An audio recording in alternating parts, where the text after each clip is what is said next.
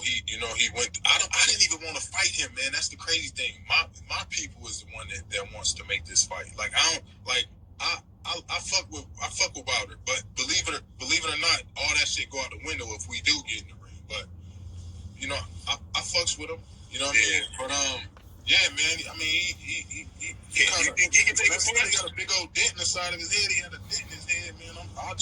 My right hook. That's where my right hook set on. Yeah. Hey, he like that right hook go hit him, huh? And one thing about it, I train with Manny Robles, which teaches me how to apply pressure. You know what I mean? And he can't really fight on his back foot. I don't even care, because at the end of the day, you gotta face what's in front of you. So I can spill the beans or whatever they want to call it. You know what I mean? Yeah, I'm gonna keep him on his back foot, man. He can't. Those are the words of Charles Martin as he revealed some new news, something that I really didn't know. Now, it wasn't really clear on the time frame, because it's all about time, but he said that he really didn't even want to fight Wilder. Now, the big question would be, and I know people are going to hear that and run with it, when didn't he want to? Okay, obviously he didn't fight him back in 2016 where he was knocked out by Joshua. He chose to fight Joshua. His handlers had got him the Joshua fight for a very lucrative fight. So, I can't be mad at Charles Martin at the end of the day. However, he said, I didn't want to fight him.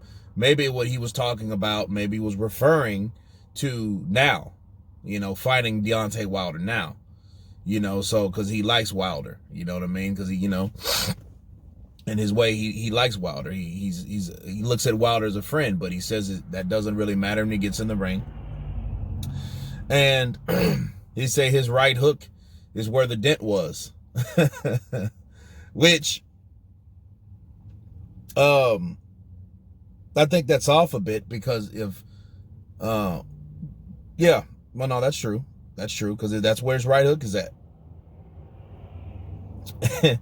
And I guess he says that's an advantage of him if the right hook lands, because Charles Martin has a powerful right hook.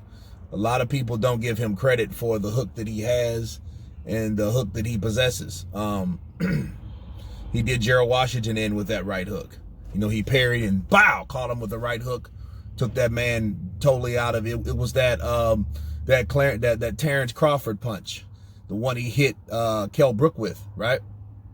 So he says that, and he already knows, hey, keep him on his back foot. He can't fight going backwards, which he can't. We saw that against Tyson Fury.